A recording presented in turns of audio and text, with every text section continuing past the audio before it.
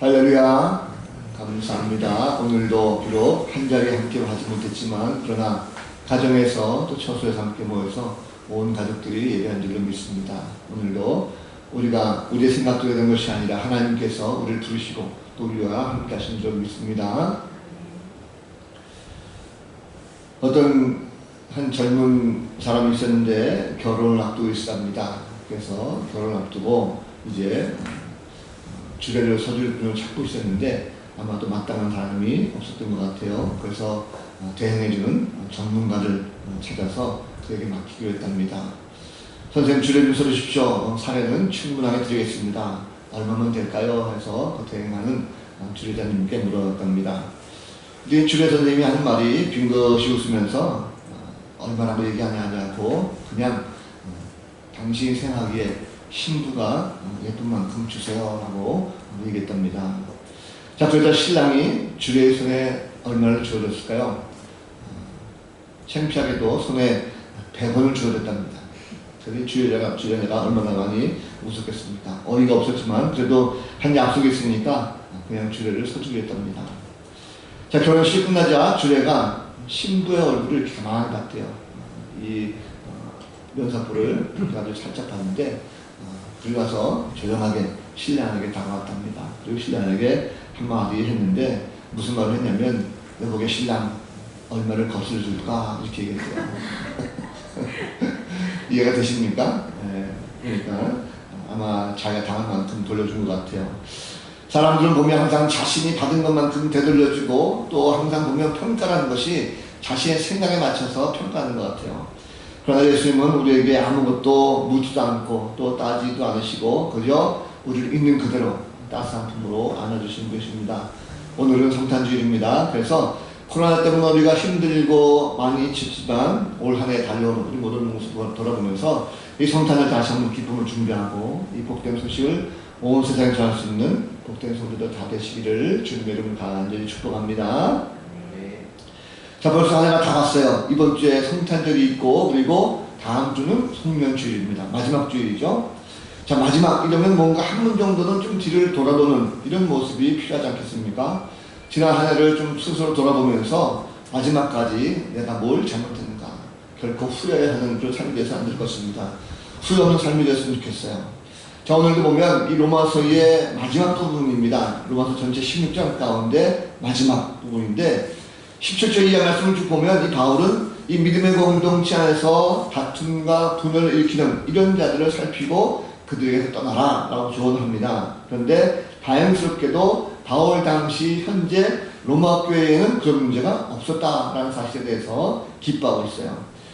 자, 그러면서 다행스럽게 그런 것이 없다 하는 것을 기뻐하면서도 선한데 지혜롭고 그리고 악한데 미련하라 라고 권면합니다. 그리고는 마지막으로 고린도 교회에 있는 성도들, 동역자들에게 문화 인사를 덧드린 다음에 그리고 하나님께 영광을 돌리는 날로 로마서를 마무리하고 있습니다. 자, 바울이 로마서를 쓴 이유가 뭘까? 이 로마 교회에 있는 로마 지역에 있는 교회에 바울은 가보지 못했습니다. 그런데 그들에게 복음이란 뭘까라는 것을 전하기 위해 가지고 이 로마서를 썼습니다. 그래서 이 바울은 자신의 관심이 처음부터 나는 복음이다라는 것을 수차례 로마서에 밝히고 있는 걸 볼 수가 있습니다. 특별히 로마서 가장 먼저 시작할 때 로마서 1장 1절 말씀 보면 바울은 이렇게 시작합니다.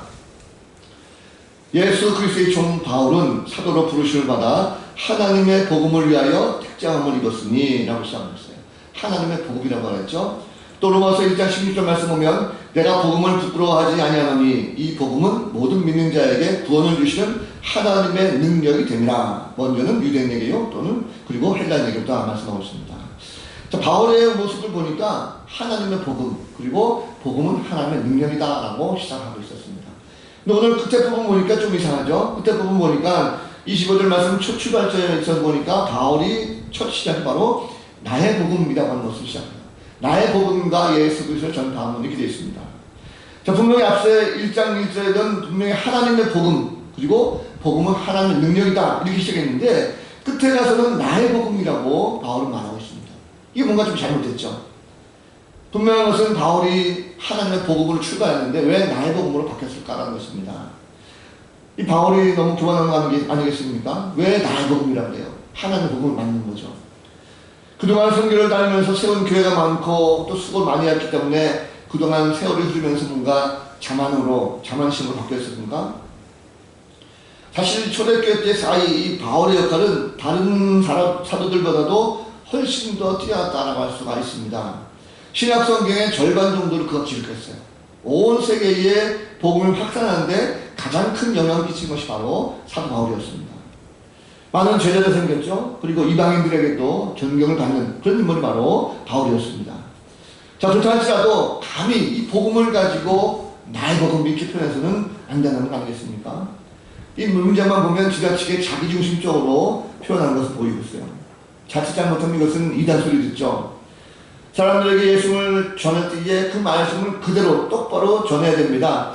사도들과 다른 길을 가게 되면 교회에 분열이 생기게 되는 것이고 그는 올바른 영적 지도자의 모습이 아니 되는 거죠. 자, 그러다 보면 바울은 하나님께서 이 바울의 이 모습 보면 뭔가 교만을 좀 꺾으셔야 되지 않겠습니까? 부활의 주님께서 다메섹 도상에서 바로 바울을 만나셨고 그를 거꾸로 트시고 인간의 모든 지적인 모습들 가지고 있는 능력들을 다 꺾으셨어요. 낮아지게 만드셨습니다. 그렇다고 하면 오늘 이렇게 나의 복음이라고 주장하는 이 바울의 모습이라고 하면 철저히 하나님께 또 꺾으셔가지고 오직 하나님의 말씀 복음만 전하도록 하는 것이 낫지 않겠는가라는 생각입니다. 자, 그러면 먼저 복음이란 뭘까라고 좀 생각할 필요가 있습니다. 그럼 복음이 무엇입니까? 복음은 말씀 그대로 복된 소식, 좋은 소식, 기쁜 소식, 이것이 바로 복음입니다. 하나님의 아들이 인간으로 이 땅에 오셔서 인류의 모든 죄를 다 지시고 그리고 십자가 죽으셨다가 사흘 만에 다시금 부활하시고 그리고 승천하셔서 하늘 보좌 우편에 앉아 계시고 우리의 구주가 되셨다고 하는 이 내용들이 바로 복음이고 기쁜 소식입니다. 자, 하나님의 아들로 인간에 대해서 오신 분이 바로 예수님이죠. 즉 다시 말하면 예수 그리스도가 이 땅에 오신 것이 바로 복음입니다. 즉 성탄이 바로 복음이라는 거죠. 성탄은 참 좋은 소식입니다. 그런데 세상 사람들은 이 성탄의 좋은 소식을 잘 모르고 있어요. 그 의미를 모르고 있습니다. 예수님께서 왜 인간으로 오셨는가 하면서 모르고 있다는 거죠. 그래서 세상 사람들은 성탄절을 연말에 한 축제의 장으로 생각하는 경우가 많습니다. 젊은이들은 이때가 되면 함께 모여서 선물 교환을 하기도 하고 먹고 마시고 즐기는 그런 날이 됐죠. 아이들에게는 산타 할아버지가 루돌프 사슴이 끄는 썰매를 타고 와서 선물을 주는 날로 이 아이들은 기억을 하고 있습니다. 이것은 성탄의 기쁜 소식과는 아무런 관계가 없는 내용입니다. 자, 올해 성탄은 더욱더 그렇습니다. 마음이 참 무겁죠. 코로나19 때문에 지난 1년 동안 마음이 참 힘들었는데 최근 이 코로나19 다시 확산하는 모습 보면서 성탄절의 이 기쁜 소식을 전하기보다는 오히려 코로나 때문에 마음이 상하고 함께 묻혀서 지나가는 이런 경우를 많이 보게 됩니다. 인간의 가장 근본적인 문제, 죄의 문제를 해결하기 위해서 이 땅에 메시아가 친히 인간으로 오신 사건, 이 사건임에도 불구하고 사람들은 그것을 알지 못하고 오히려 눈에 보이는 경제적인 어려움, 질병법 가운데 헤매고 있는 그 모습을 찾아보게 됩니다. 지금 사람들에게 있어서 이 복음이 뭘까? 기쁜 소식이 뭘까? 하는 생각을 했어요. 지금 저들에게는 기쁜 소식이 무엇입니까? 아마도 코로나19 확진자가 줄어들었다라는 소식일 겁니다. 세상 사람들에게는 코로나 백신이 개발되어서 그것이 우리에게 속히 온다라는 소식일 것입니다. 치료제가 개발되어져 가지고 이제는 우리가 코로나19로부터 해방되었다. 이 소식이 아마 저들에게는 기쁜 소식일 것입니다. 인간의 죄라고 하는 것은 사람들의 귀를 막습니다. 그래서 성탄 소식을 알지 못하게 합니다. 그리스도가 메시아가 이 땅에 오셔서 구원하시고자 하는 이 소식, 가장 기쁜 소식을 우리가 알지 못하고 길을 막는 것이 바로 죄의 근본적인 문제라는 것입니다. 성탄이 복음이라는 사실을 모르게 되면 자기만의 복음 속에서 갇히게 됩니다. 당장 눈앞에 현실 속 가운데에 뭔가 해결되는 것, 이것만이 복음이다라고 생각하게 되는 것입니다. 더 중요한 영적인 복된 소식, 복음을 깨닫지 못한다는 거죠. 자, 복음은 하나님께서 인간에 주신 가장 좋은 소식입니다. 다시 말하면 하나님의 복음이다라고 해야 맞습니다. 자칫 인간이 자신의 이름을 걸고 내 복음이다라는 것은 진짜 복음이 아닙니다. 가짜 복음이죠.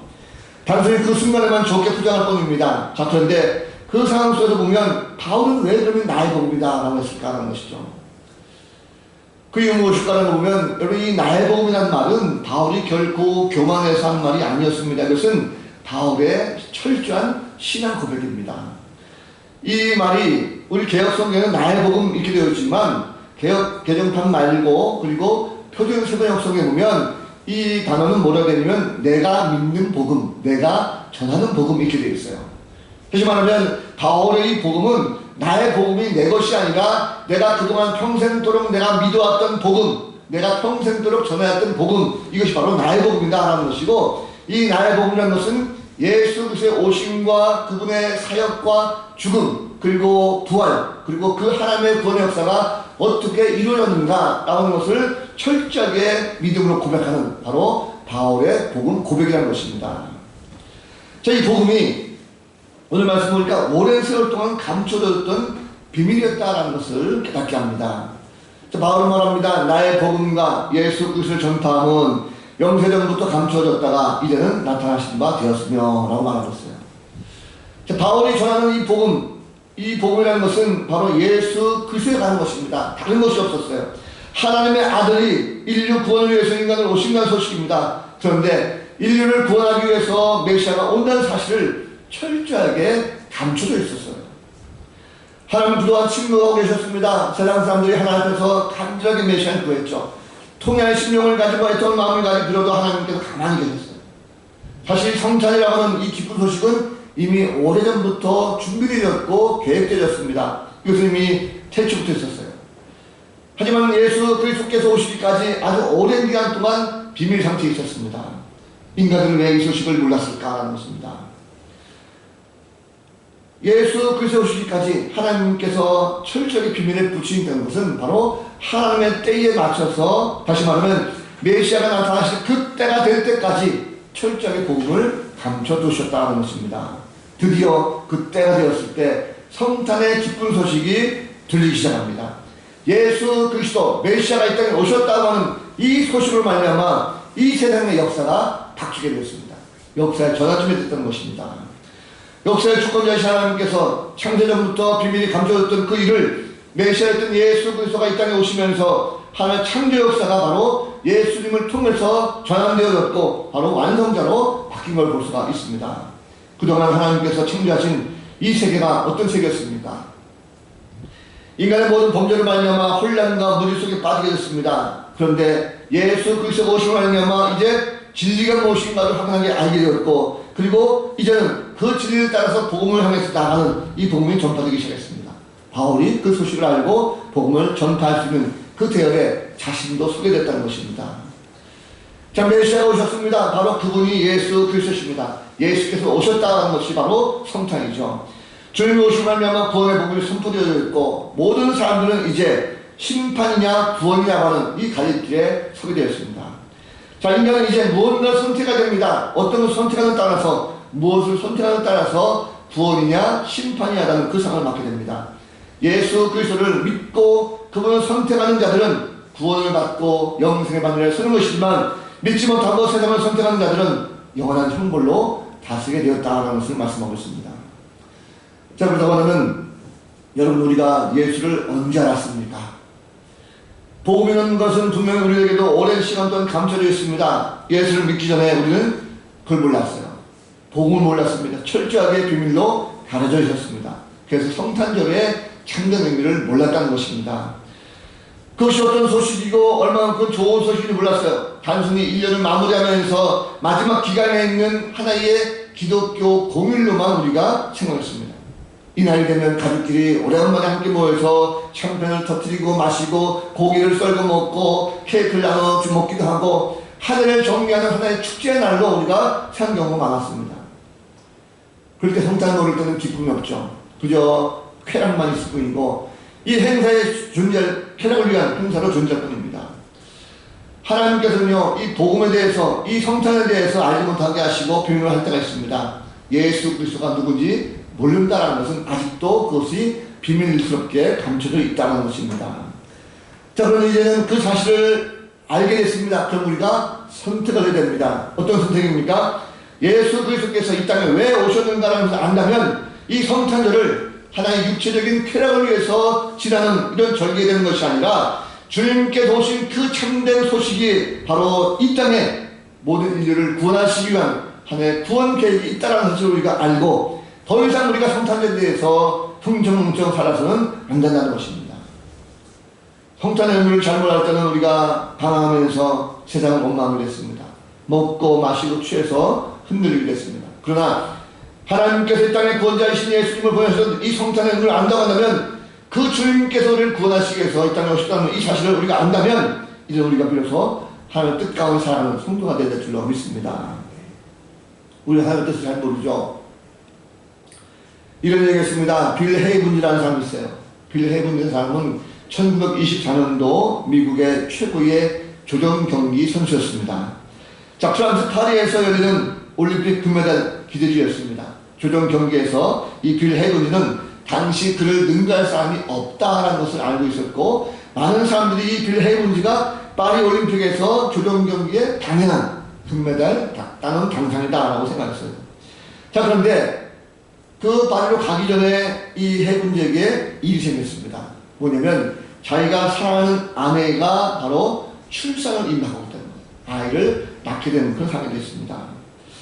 자, 많은 사람들이 염려합니다. 걱정합니다. 심지어 그의 아내와 담당 의사들도 애 낳는 게 뭐 중요한가. 그러지 말고 자네는 그냥 파리 가서 열심히 한 만큼 금메달을 따오게 우리가 잘 여기서 지키겠다고 했습니다. 그런데 이 빌 헤이븐지는 마음속에 그것이 와닿지 않았더래요. 자꾸 하나님께서 마음속에 가지 말라는 사인을 주셔가지고 이 빌 헤이븐지는 마지막 결정을 합니다. 포기하고 올림픽에 나가지 않았죠. 자, 많은 사람들이 그를 보면서 손가락질합니다. 야, 그 아이라는 것이 뭐라고 그렇게 거기 집중하고 올림픽을 포기하는가, 금메달을 포기하는가 라고 했습니다. 빌 헤이븐도 자기가 올바른 결정을 한 것인지 아니면 잘못된 판단을 한 것인지 몰랐습니다. 그 세월이 흘러서 무려 28년이 지났습니다. 28년이 지난 후에 1952년 그가 깨닫게 된 것이 있습니다. 뭐냐면 그때는 핀란드 헬싱키에서 올림픽이 열리는 해였습니다. 그 올림픽에 자신은 나가지 못했어요. 이미 나이가 많이 들었죠. 그런데 그 올림픽에 출전한 아들에게서 전부를 받고 나서야 비로소 그 답을 알 수가 있었습니다. 아들이 이런 정보를 주었다고 해요.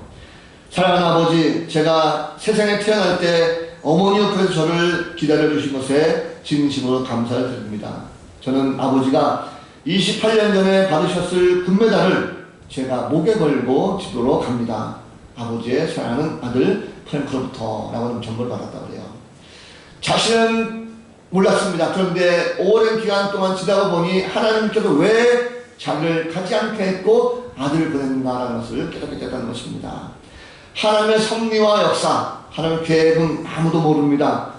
그 당연한 거죠. 왜냐하면 하나님의 피조물인 우리가 창조자이신 하나님을 어떻게 알겠습니까? 그러나 성탄이라고 하는 이 기쁜 소식, 우리는 알 수 없었지만 하나님께서 우리에게 들려주셨고 이 복음이 우리 가운데 들려지는 것만큼 이제는 우리가 예수를 알고 믿음으로 고백한다면 바로 영생을 우리 가운데 약속을 주실 줄로 믿습니다. 우리 바로 그러한 것생을 꼭 기하는 성도 다 되시기를 주님의 이름을 간절히 축복합니다. 자, 그런데 이 복음의 비밀은 예언자들의 글로 말미암아 공개됐다는 것을 말씀하고 있어요. 자, 바울은 말씀합니다. 복음이 선지자들의 글로 환히 공개됐다 말씀하고 있어요.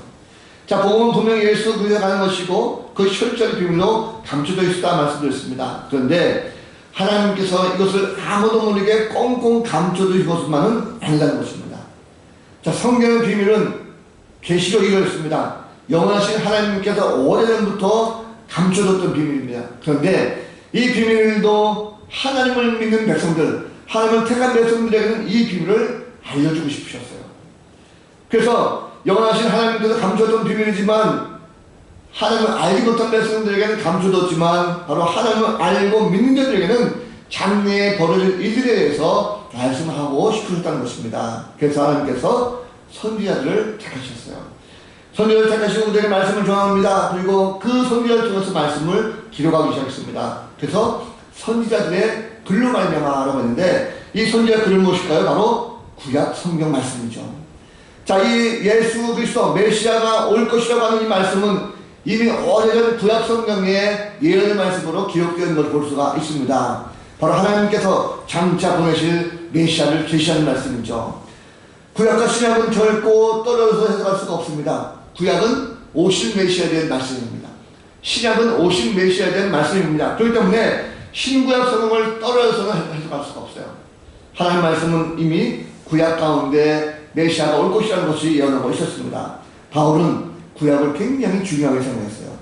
하나님 말씀으로 주어진 것 때문에 굉장히 중요하게 생각했습니다. 그래서 바울의 복음은 구약 선지자들의 예언을 하나하나 잘 알았습니다. 결코 예언한 메시아를 떠나서 증거하지 않았습니다. 만약 바울이 복음을 이 구약 예언에 기초하지 않았다면 그것은 가짜 복음이죠. 거짓된 복음일 것입니다. 바울은 당시 로마에 있는 성도들을 견고할 수 있는 방법이 뭘까? 환난과 역경 가운데 힘들어하는 로마 교회 성도들에게 지금 당장 필요한 것은 하나님께서 구원을 약속하시고 메시아를 보낼 것이라고 하는 이것이 반드시 이루어졌다고 하는 기쁜 소식을 그들에게 전하는 것을 알고 있었습니다. 그래서 하자면 성탄은 믿는 자들에게는 큰 기쁨이고 바로 큰 좋은 소식인 것입니다. 주님이 오셨다는 것은 어떤 정치적인 해방이라든지 물질적인 충족을 위해서 오는 것은 결코 아닙니다. 태초부터 내려왔던 인류의 죄 문제 해결하기 위해서 바로 주님께서 오신 것입니다. 인간의 도무지 해결할 수 없는 문제를 친히 해결하기 위해서 오신다고 한다면 그 참으로 놀라운 사실이죠. 근데 이것은 불신자들은 모릅니다. 믿는 자들만이 이것을 알고 있습니다. 하나님은 이미 구약의 말씀 가운데 메시아를 보낸다라고 말씀하셨어요. 이사야 7장 14절 말씀 보겠습니다. 그러므로 주께서 친히 징조를 너에게 주실 것이라. 보라, 처녀가 잉태하여 아들을 낳을 것이요 그의 이름을 임마누엘이라 하리라.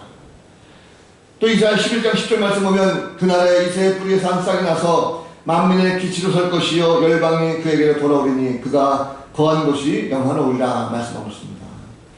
그럼 이미 성탄의 이 소식은 오래전부터 구약 성경에 비밀스럽게 감춰져 있었습니다. 그러나 예언된 말씀이었고 이것은 이미 하나님의 약속을 믿는 자들에게 반드시 이루어진다는 것을 우리 가운데 깨닫게 하고 있습니다. 성탄은 예언된 말씀이 이루어진 참된 기쁨의 소식입니다. 혹시라도 지금 어려움 가운데 있는 성도가 있다면 어떤 소식이 기쁜 소식일까? 나의 당장에 먹고 사는 문제 때문에 어려움이 있다고 하면 이것이 해결된다는 게 기쁜 소식일까? 보다 근본적인 것은 우리가 우리 영혼을 다시 살리고 영혼을 다시 영생 얻는 구원의 역사, 이것이 바로 우리 가운데의 참으로 기쁜 소식이라는 것을 꼭 기억하시기 바랍니다. 이제는 하나님의 뜻이 무엇입니까? 모든 사람이 복음을 믿고 순종하게 되기를 바라고 계신다는 사실입니다. 자, 바울은 이제 복음이 이방인에게 알려져서 모든 이들이 믿고 순종하게 되었다라고 말씀하고 있어요. 자, 하나님께서 위대한 계획을 세우고 계십니다. 그것이 무엇입니까? 그것은 이 땅이 바로 메시아로 오신 예수 그리스도를 말미암아 모든 민족이 다 하나님을 믿고 구원받는 것, 이것이 바로 하나님의 위대하신 계획입니다. 하나님의 아들이신 예수 그리스도 이 땅에 인간으로 오셨지만 십자가 위에서 죽으시고 그리고 부활 승천하셨어요. 이후에 그분의 모습을 보았던 모든 제자들은 이제 본격적으로 복음을 들고 전하기 시작합니다. 이방의 사도였던 바울이 이 이방의 사역을 통해서 유대를 뛰어넘어서 이제는 온 세상 끝까지 복음을 선포하는 바로 복음의 사역자가 됐다는 것입니다. 말씀하신 대로 온 유대와 사마리아와 땅끝까지 이르러 복음을 전하게 됐다는 거죠. 그 모든 여정을 통해서 그 복음이 흘러 이 장마한 땅 대한민국에도 복음이 들어왔습니다. 그리고 우리도 복음을 듣게 되었고 믿게 됐다는 거죠. 그러나 아직도 복음의 사역은 완성되지 않았습니다. 이 성탄은 예수님께서 이미 2000년 전에 우리 가운데 오신 좋은 소식입니다. 그런데 주님이 다시 오신다라고 약속하고 있어요. 다시 오실 주님을 기다리면서 우리는 복음에 대한 사역이 결코 멈춰서는 안 된다는 것입니다. 주님이 다시 오신다라고 하는 이 소식은 믿는 자들에게 또 다른 기쁨의 소식이라는 것입니다. 주님이 언제 올지 몰라요. 그러나 내년 성탄절이 지날 때가 되면 반드시 주님께서 오실 날이 점점점 가까워지고 있다는 사실입니다. 성도는 그렇다면 때를 얻든지 못 얻든지 복음을 들고 열심히 전해야 된다는 것입니다. 요즘같이 코로나19로 말미암아 복음이 문이 닫힌 적은 없었습니다. 참으로 난감하죠. 그러나 주님께서 마음 어떨까라는 것입니다. 주님 마음도 복음을 갖춰져서 가만히 있기로 하십니까? 결코 그렇지 않다는 것입니다. 주님은 지금도 어떻게 해서든지 복된 소식을 전하기를 원하십니다. 그래서 요즘 돌아보면 참 힘들죠. 그렇다고 해서 포기하거나 낙심하거나 가만히 있어서는 결코 안 된다는 것입니다. 사실 모든 건 다 힘든데 요즘 보면 스포츠 경기도 굉장히 힘들죠. 관중 없이 경기하는 모습들이 참 많았습니다.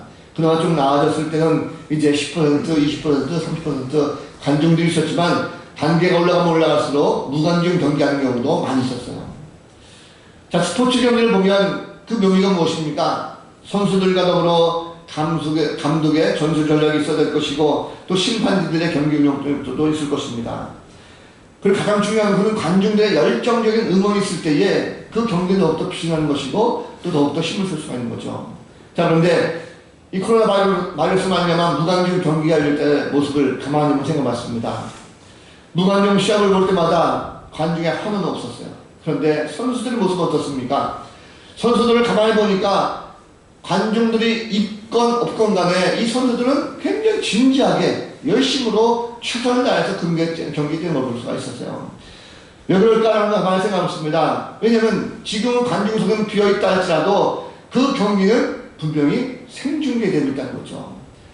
많은 국민들이 볼 수 있도록 생중계되고 있고 그것은 그들의 모든 경기 실적이 기록에 남겨져 있다는 사실입니다. 경기에 임하는 모든 자세 그리고 그가 누리는 모든 성적들 그 모든 것들이 하나하나 다 통계가 되고 있고 그리고 그들의 모든 실력들이 분명히 내년도 그들의 연봉에 반영된다는 사실을 이 선수들은 알고 있습니다. 그렇기 때문에 비록 관중이 없다 할지라도 그들은 최선을 다해서 열심히 그들의 일을 감당하고 있다는 거죠. 자, 예수를 믿는 그리스도인들이 세상을 살아갈 때도 같은 지체가 이런 자세가 요구됩니다. 아무도 보는 이들이 없어요. 지금 코로나 때문에 낙심되고 아무도 할 수 없습니다. 그런데 세상 사람들은 우리를 보지 않지만 하나님은 우리를 보고 계시다는 사실입니다. 하나님께서 우리와 함께 하시는 것입니다. 그래서 세상이라고 하는 경기장 앞에서 열심히 뛰게 될 때에 유일한 관중이신 그 하나님께서 우리를 응원하고 계시다는 사실입니다. 우리는 세상 사람들을 바라보는 것으로 최선을 다하는 것이 아니라 하나님을 바라보고 최선을 다하면 된다는 것입니다. 성탄은 바로 온 세상에 기쁜 소식을 전하는 성도들의 역할이 반드시 필요합니다. 그래서 성탄은 우리가 반드시 전해야 될 것이고 복음은 반드시 전하는 것, 이것이 바로 하나님을 바라보는 성도의 모습이라는 것입니다. 하나님께서는 성탄의 소식을 온 세상에 전하기를 원하십니다. 그래서 복음이라는 것, 예수 그리스도가 오신 참으로 기쁜 소식이라고 하는 것을 깨닫기를 원하십니다. 성탄절을 그저 흥청망청 사는 것 주님은 원하지 않습니다. 하나님은 사랑의 하나님이십니다. 인간을 사랑하실 때 끝까지 사랑하시고 절대로 포기하지 않으시는 참 사랑의 하나님이십니다. 하나님의 사랑이 가장 잘 나타나는 사건은 바로 성탄입니다. 예수님은 하나님의 동등하신 분이죠. 하나님과 동등하신 분이신데 굳이 인간으로 오실 필요가 있었을까? 그럴 필요가 없었습니다. 인간으로 오신다는 것 그 자체는요 참으로 낮아지고 수치스러운 것입니다. 창조주이신 그분이 피조물이 될 수가 있습니까? 그것도 인간으로 오셔서 가장 낮은 자리에 그가 머무셨습니다. 주님 십자가 지시고 죽으셔만했습니다. 당신이 만드신 피조물 가운데에 가장 낮고 천한 모습으로 오셨어요. 왜 그래 됐습니까? 그는 주님이 십자가 지시고 온갖 조롱과 멸시와 천대를 받으셨습니다. 온몸에 찢기시고 힘없이 죽어가셨습니다. 왜 그랬을까? 바로 인류의 모든 죄를 구원하시기 위한 하나님의 계획 가운데 그분은 순종하시는 것입니다. 하나님의 친인간이 되셨습니다. 죄인들을 위해서 죄 없으신 분이 희생하시고 그 희생을 감당하시고자 주님 오셨어요. 이것이 바로 성탄입니다. 죄 없는 인간이 희생제물을 되셔서 인류의 모든 죄를 다 씻으셨어요. 이제는 누구든지 예수 그리스도를 믿으면 구원을 받습니다. 이것이 얼마나 기쁜 소식입니까? 아무런 공로나 자격 조건이 없이 그저 예수만 믿기만 하면 반드시 구원받고 우리가 영생에 이르할 수가 있습니다. 이것이 바로 예수 그리스도의 한 분의 희생을 말미암아 우리에게 얻어진 참으로 기쁜 소식이라는 거죠. 세상 사람들에게 기쁨을 주는 소식들은 많습니다. 당장 코로나에 대한 좋은 정보만 들어도 기분이 좋죠. 그러나 가장 좋은 소식은 바로 성탄입니다. 성탄은 바로 복음입니다. 세상에 그 어떤 소식보다도 기쁨을 줍니다. 그래서 성탄의 이 기쁜 소식은 죄 사함 받은 자들이 누릴 수 있는 가장 행복한 약속의 시연이다라는 것입니다. 복음을 모르면 성탄절이 아무런 의미가 없습니다. 단순히 즐기는 하루의 공휴일에 불과합니다. 성탄의 기쁨을 아는 성도는 다시 오실 주님을 더욱더 기다리는 그 마음을 가지고 성탄을 맞이하게 되어 있습니다. 성탄의 주인공이신 예수 그리스도는 지금도 우리 가운데 기쁨을 누리고 계십니다. 구원받은 백성들은 영생에 대한 기쁨, 이것이 성탄을 생각할 때마다 우리 가운데 늘 샘솟듯 일어나는 그 기쁨이 된다는 것입니다. 바로 성탄절은 이 땅에 메시아로 오신 예수님을 진정으로 기뻐하고 감사로 예배하는 복된 날입니다. 인간으로 오신 주님은 지금 하나님 보좌 분에 계시고 다시 오실 준비를 하고 계시고 있습니다. 바울의 모습 보면 바울은 자신이 배운 것도 많습니다. 세운 교회도 많습니다. 이룬 업적도 많습니다. 참으로 교만할 수도 있었어요. 그런데 그가 말한 나의 복음이라는 것은 결코 그런 교만한 마음을 가지고 한 것이 아닙니다. 바울은 철저하게 평생도록 주의 사도로서 쓰임받았습니다. 주님은 그를 마지막 순간까지 복음의 전달자로, 복음의 사명자로 그를 사용하셨어요. 바울은 자신이 그걸 쓰이는 것만으로 봐도 그는 감사하고 기쁨에 충만했다는 것입니다. 절대로 바울은 주변 사람들 가운데 우쭐대지 않았습니다. 오히려 진정한 그리스도의 삶으로서의 모범된 삶을 보임으로 말미암아 마지막 순간까지 하나님께서 인정하시는 참된 일꾼으로 쓰임받는 볼 수가 있습니다. 주님은 그에게 생명의 멸관을 약속하셨어요. 지금도 세상의 모든 기독교인들이 영적으로 가장 본받은 그리스도인의 참된 사도가 바로 바울입니다. 예수 그리스도의 탄생을 깨달은 사람은요, 성탄절을 그저 흥청망청 보내지 않습니다. 온전하게 보내려고 노력하고 있습니다. 복음을 전하면서 성탄의 기쁨을 함께 나누게 되었습니다. 자, 예수 그리스도 오신 목적을 아는 성도들은 복음의 참뜻을 알고 행함이 달라집니다. 오늘 예배드리는 이 모든 성도들도 마찬가지입니다. 오늘 이번 성탄절은 경건하게 또 조용하게 기쁨을 누릴 수 있는 그런 시간이 되었으면 좋겠습니다. 사랑하는 성도 여러분, 오늘은 성탄 주일입니다. 예전 같았으면 우리가 어땠습니까? 칸타타도 하고 맛있는 음식도 함께 나누고 기쁨을 나누는 이런 축제가 되었을 것입니다. 그러나 코로나19 때문에 얼굴도 제대로 보지 못하고 예배를 드리게 되었습니다. 마음은 상하지만 결코 낙심하거나 실망할 필요는 없습니다. 오히려 계속 확산하는 가운데 그래도 우리 성도들이 감염되지 않고 예배할 수 있다는 것, 그것만으로도 먼저 감사할 수가 있어야 될 것입니다. 돌아온 주일은 돌아온 금요일이죠. 돌아온 금요일은 성탄절입니다. 25일 성탄절인데 이번 성탄 예배는 줌이라는 것을 이용해서 화상으로 한번 들어볼까 합니다. 모두 다 참여했으면 좋겠어요. 그래서 성탄이 그저 흥청망청 먹고 마시는 이런 날이 아니라 이 기쁨을 함께 나눌 수 있는 그런 참된 기쁜 소식, 온 세상에 전할 수 있는 복된 성도들이 다 되셨으면 좋겠습니다. 모쪼록 이번 성탄절은 우리가 다시 한번 주님 오심을 기뻐하고 그 기쁜 소식을 마음껏 세상에 전할 수 있는 복된 성도들 성탄절 되시기를 우리 구주 예수 그리스도의 이름으로 간절히 축원을 드립니다. 기도하겠습니다. 거룩하신 하나님, 주님께서 이 땅에 오신 성탄의 소식이 바로 복음이요, 그 기쁜 소식을 우리가 세상에 널리 전하는 그런 성도들에게 합니다. 눈으로 보면 코로나로 말미암아 힘들고 어렵지만 그러나 주님께서 오신 그 사건이야말로 일대기에 변화된 사건이요, 세상을 바꾼 그 사건임에게 다시 한번 복음을 알고 기쁨으로 전할 수 있는 우리 모두가 되게 하여 주옵소서. 흥청망청 성탄절을 보내는 것이 아니라 다시 한번 예수의 오심을 기뻐하고 즐거워하고 함께 온 이웃들에게 복음의 참된 소식을 전할 수 있는 복된 성도가 될 수 있도록 축복하여 주옵소서. 감사드렸고 예수 그리스도의 이름으로 간절히 기도하옵나이다. 아멘.